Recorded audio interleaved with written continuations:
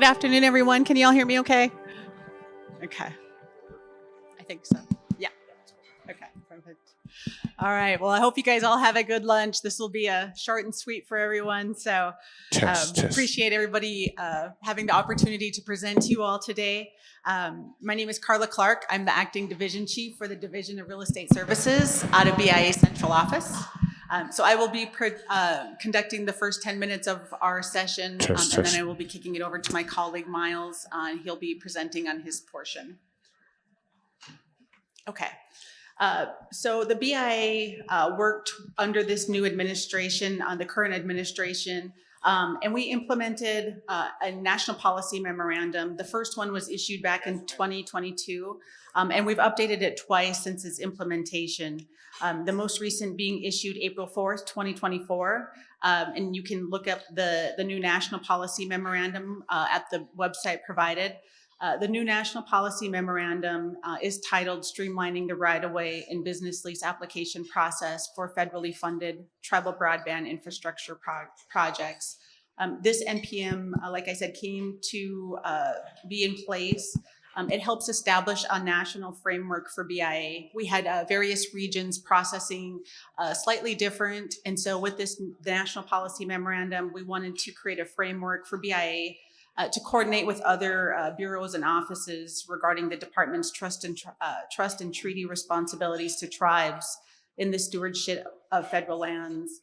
Some of the federal partners that we coordinate on broadband and permitting include the White House Council for Native American Affairs, NTTA, Fish and Wildlife Service, National Park Service, BLM, Department of Energy, and a few others. And like you have heard before, there's a historic amount of funding available for tribes.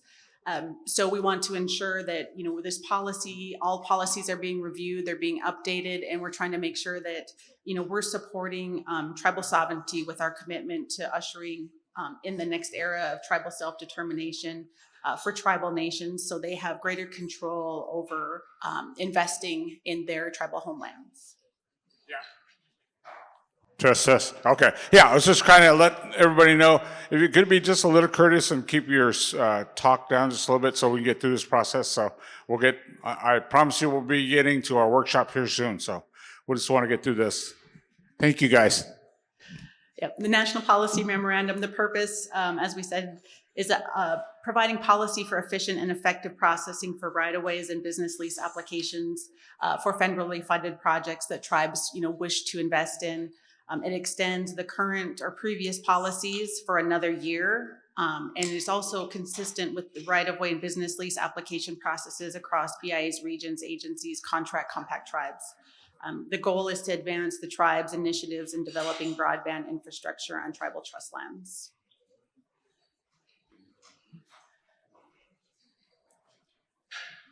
Okay. So the purpose, I'm just going to hit the highlights of this national policy memorandum. One of the key steps in working with tribes and individual Indian landowners is to make sure that, what sort of agreement and purpose is needed out in Indian country. We want to make sure that we have that framework based off the current regulations. The current administration has been busily working to update as many regulations and policies as we can. Right now with the broadband and infrastructure right-of-ways, that we are utilizing the current right-of-ways that are in existence. And for business lease applications to provide broadband access to tribes and to focus on rural, underserved, and unserved tribal communities. So the NPM that we worked on provides that guidance. It goes into more detail than what we will present today, but we just wanted to hit a few of those for you. For the change for the current NPM is to provide the existing right-of-ways. Applicants should have a proof of the valid and existing right-of-way for broadband funding use purposes, and making sure that you have those or the tribe has those, and making sure that they fall into line if you have an existing right-of-way, or if you are looking for a new right-of-way. On trust lands that are 100% tribally owned, or the tribe may have other avenues in place, they can use the right-of-ways under 25 CFR Part 169.4, or business leases under the Hearth Act. And so there are other opportunities for tribes to implement these right-of-ways to get funding and broadband connectivity on the reservation. Okay, this policy applies to all BIA programs, offices, regions, and agencies involved in the right-of-way and business lease processes. Many tribes have entered into contract compact agreements with BIA, and they carry out the functions of BIA's realty and LTRO. So with this new NPM, if an application package is received by BIA, the review of the package must be made within 5 business days as to whether the package is complete or not. And so that is something that will help streamline this process, that we're hoping to get quicker approval for tribes to get funding. Okay, increasing coordination, fostering collaborative relationships, providing technical assistance for the advancement of broadband infrastructure in Indian country. We've noticed, and we have noticed for several years, that it requires a multidisciplinary approach. And so we have been working hard with all of our federal partners and then also our government relationships with tribes to take a look at the projects, making sure that they meet all of the application requirements for environmental appraisal reviews, for right-of-ways, and for business leases. So quick summary of this NPM is that broadband infrastructure projects crossing tribal consent for tribes whose land are in the right-of-way or which the right-of-way crosses. Where a tribe owns 100% of the tract, there is no BIA approval required. And that was one of the streamlining implementations that we wanted to introduce with this NPM. And so if the infrastructure project crosses over individual Indian allotted lands, that does require BIA approval.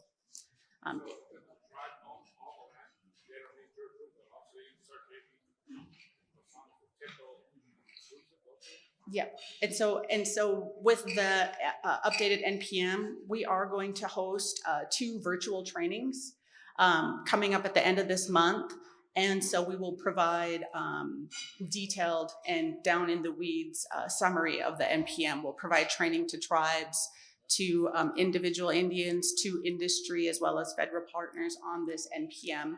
And then we'll also include the NEPA section in that training. The training will be hosted by Bureau of Indian Affairs, and we will also have our Office of Solicitors in attendance to answer questions.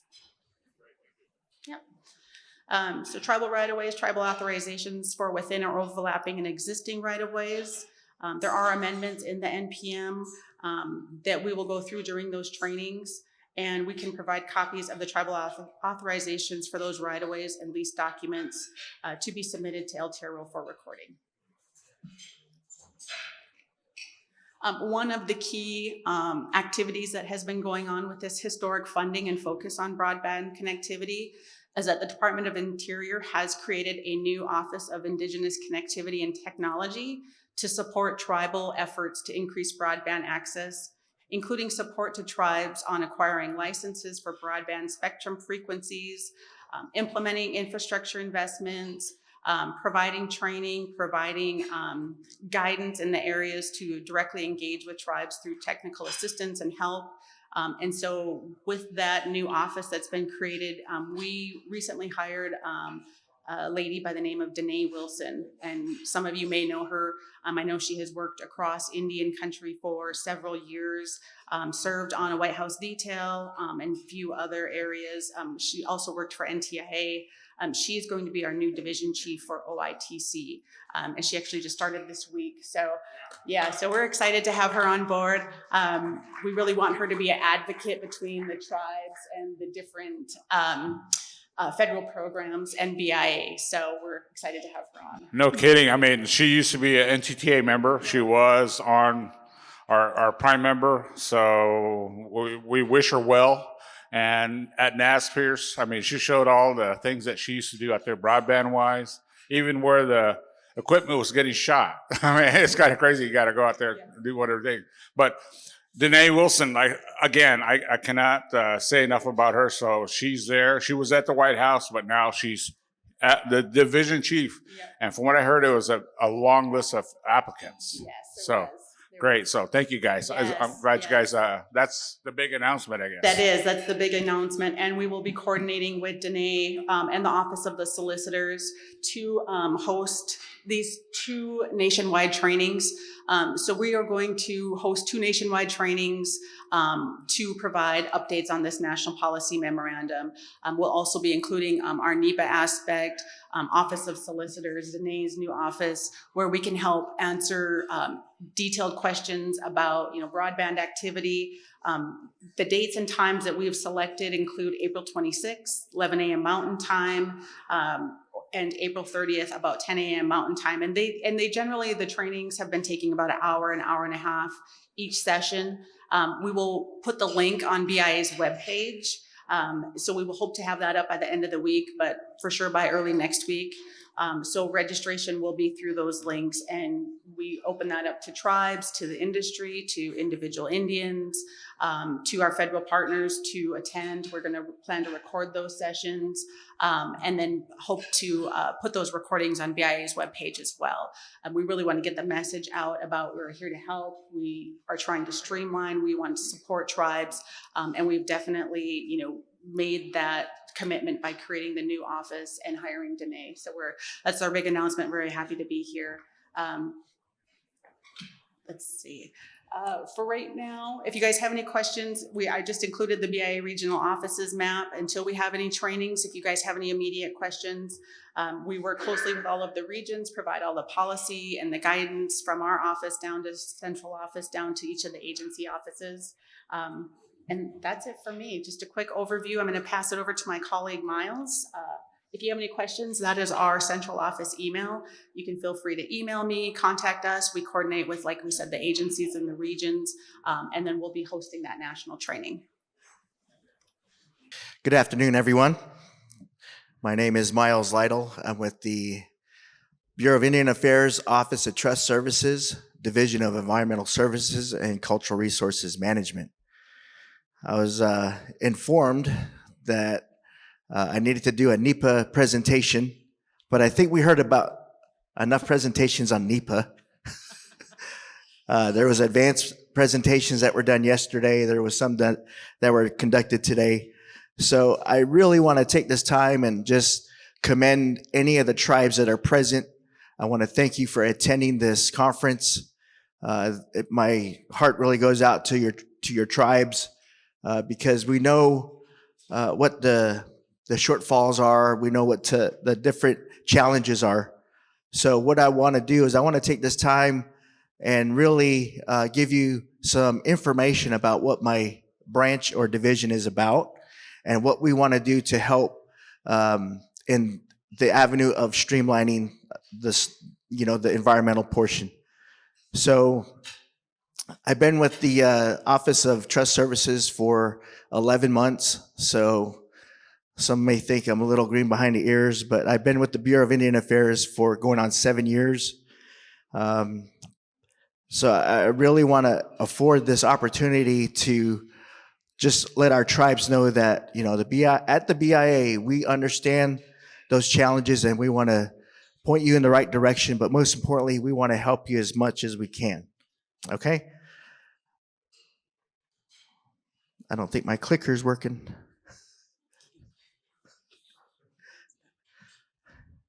There we go. Okay. And I'm going to stand. So the Office of Trust Services formerly was at Washington, D.C. Now we're located in Albuquerque, New Mexico. I do have the privilege of working with some of the contractors that are in the room, and it was a pleasure working with you on some of these projects. Like I said, I was at the Navajo Regional Office. With my new position, I have to provide training to our regional offices as well as inform them of any updates that are coming out from CEQ and Department of Interior. So my job is really about policy and the regulations. So instead of just worrying about one tribe, now it's all tribes. So that's quite a bit of a challenge and a change for me, but I accept the challenge. And what I really want to focus on too is, like I said earlier, NEPA was discussed yesterday, NEPA was discussed today. So I'm not really going to go into NEPA because it tends to get a little dry and a little boring. So what I will talk about is with the federal agencies that we work with. Currently, we're working with the Department of Interior, or the Department of Energy, the Department of Homeland Security, on adopting some of these CADXs. So the challenge is they have to be similar in scope, and if they're not, we have to look at if there's other avenues that we can use to adopt that particular CADX. What we also want to do is we want to encourage you to reach out to the regional offices. The regional environmental scientists are the directors at those regions, and they have a NEPA coordinator under them. Unless they're short-staffed, then there will be no NEPA coordinator. The regional environmental scientists will be the one leading the charge. But we want to encourage all tribes to begin early consultation with those regional offices, because the hot topic now is what? Streamlining. So how do we streamline things? We start with early consultation. What type of documents do you need? What type of resources do the tribes see that is very important to their livelihood, that is important to their culture? We have to be sensitive to that. I have a wonderful QR code, and if you have your phone available, I will give you a few seconds that you can scan this QR code. What this QR code does, it sends you to our NEPA page, and the title on that page is called Initiating the National Environmental Policy Act Compliance Review Process. Contacting the regional environmental scientist can help ensure that your NEPA compliance review request is complete, correct, and processed as quickly as possible. So that's what we want to do. We want to encourage you to develop that consultation. And the slide deck that I have is only 10 slides. Our NEPA presentation is 29 slides. But what I would do is, if you're interested in the whole slide deck, I can email you that for your information, okay? But we want to make sure that you have access to our webpage. Some more exciting news is that we finished revising this webpage last month. So this is hot off the press. You got all the information that's associated with the current regulations, and this will help you with that consultation. Some of the things that we tend to forget is, what triggers NEPA? What is NEPA really about? And a lot of times it's, what is the major federal action? Or is there ground disturbance? Or how much ground disturbance is there? Or is there something that's significant about, this project? So that triggers all the different levels of NEPA. And I believe that was covered in a lot of the presentations, both yesterday and this morning. We also want to look at the funding. Some of the different funding venues also trigger NEPA, so we have to also be in alignment with those, with that protocol. A lot of the things that we're used to is just, following the Section 106, the National Historic Preservation Act, or Section 7, the Endangered Species Act. It's a little more than that. There's the Clean Air Act, there's the greenhouse gas and climate change that we have to add into the document now. There's different resources that may require a permit that you would have to obtain before your environmental review. And that's why we're encouraging you to reach out to your regional environmental offices and find out what type of consultation you need or what level of NEPA is required for the project. Anytime the government says we're here to help, you get nervous, right? Well, not in this situation, because we actually are here to help. We want to help our tribes complete their projects to get these fiber lines run, because we know that there's elders that are in need of telehealth. We know that there's veterans that are in need of telehealth. We know that there's children that are still dependent on virtual teaching and education. We have some of our older adults that are interested in going back to school, and we want to be able to see that be put to good use. So yeah, we actually are here to help. I do have this last slide that has my colleague. Her name is Justine Vaivai. Unfortunately, she was not able to attend today. And then my name is listed below, Myles Lytle, and my email address is there. If you want to stop by and visit, I'm at table 5. All right, it's the one that says BIA on there. And there was a few that were teasing me yesterday about, oh, you BIA guys, you just show up whenever you want, you know. But some of these sessions were really important to me. I wanted to find out some more information. There is a real vast amount of knowledge that is in this facility. So tap into those people, reach out to those individuals. I have plenty of business cards, I hope. But if you want a business card, please stop by table 5 and I will provide you one. And if there's any additional questions you may have, I'll do the best I can to help you out. Okay? Thank you so much. All right. Thank you so much.